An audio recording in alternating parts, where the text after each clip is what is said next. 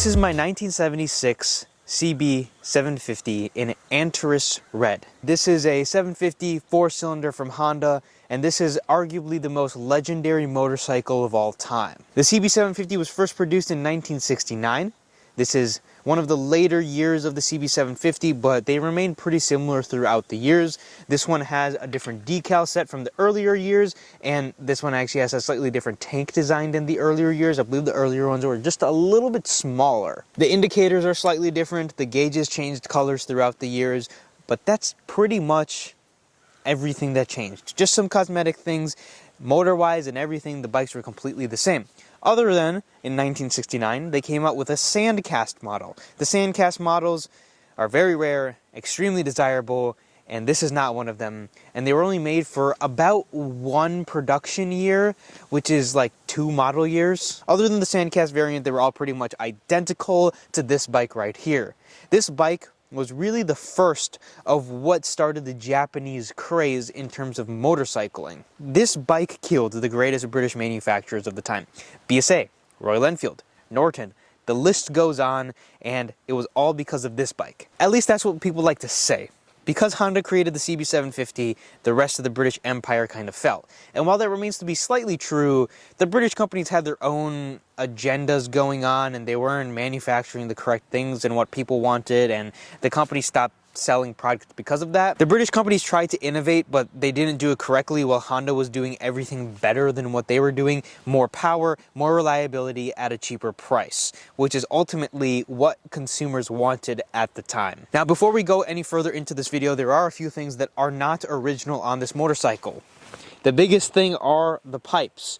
Now, the pipes are extremely collectible. One of the biggest reasons why these bikes are collectible is because of the pipes. Sometimes I've seen the pipes alone sell for more than the bikes. The original mufflers got pretty hard to find because a lot of people took them off and went to a system like this, a 4x2 or a 4x1. Not only do I believe you're losing power in the motorcycles because you're creating more back pressure, they also do not look as good, and the original mufflers sounded good as is. If anything, you can take the baffles out of them, which is also what a lot of people did, which is another reason why the pipes in original condition are going for big money. That, and one of the manufacturers who decided to make remanufactured versions of them failed miserably. I don't know whether funding fell through or people didn't buy them or whatever the case was.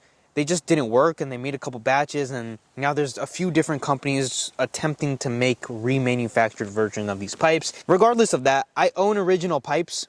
They're just not for this bike. I own a 1970 Cb750, and the pipes are going to go on that bike in that bike's restoration. For this bike, I am searching for a set of aftermarket or remanufactured versions of the originals, and I'll probably put them on just because I most likely won't come across a good condition set of pipes for any less than $2,000. The only other thing kind of missing or modified, first of all, I don't have a rubber boot on this kick, but also it's missing the air box on the carburetors, and previous owner put these carb pods on the back, or air pods on the back, or whatever you may want to call them.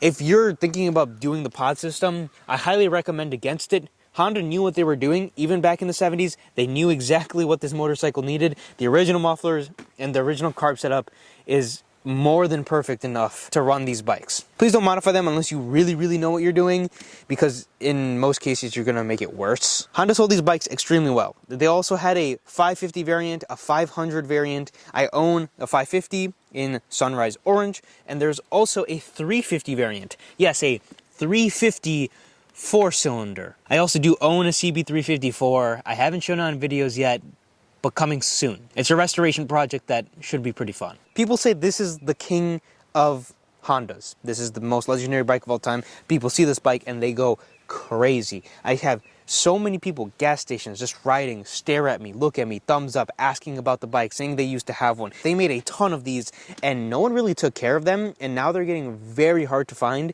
as 45-year-old motorcycles in good condition, and a lot of people are restoring them. And I personally love this bike. They're so smooth to ride. They're Hondas. They start up every time as long as you didn't mess with the bike, and it just goes. It's simple. It's easy, it's fun, it's a classic, and it really doesn't get much better than this. And in my opinion, it looks really good. Some people say they look a little boring, And yeah, they might, but they're boring because they're so perfect. They're perfectly boring. I made quite a few videos with this bike. First when I bought it, I made a riding video, what it's like to ride, exhaust sounds, and I thought I would just make a video just kind of talking about what the Cb750 is, why people buy them, and what is the reason why I speak so highly of this and why do I keep making videos of it. It's because it's such a great machine. Some people might say they're a little overhyped at the moment because people are paying crazy numbers for these bikes, but just old motorcycles in general from this period are starting to become extremely collectible. I love this bike and I can't wait to continue riding it. It does have a few issues that we need to kind of fix. There's a little bit of carburetor work we need to do, and I believe the exhaust and these pods just don't produce all the power that the bike really has. Anyways, as always, if you guys are interested in any of my other videos, go check them out, subscribe to the channel, and I'll see you in the next one.